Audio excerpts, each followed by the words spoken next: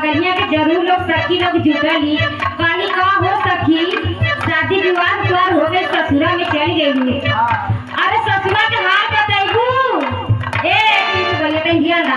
अरे सास ससुर कैसे रहलन? अरे जेठ जेठान कैसे रहली? तू तो क्या छोड़ा ए सखी तू हर दुल्हा कैसे रहलन?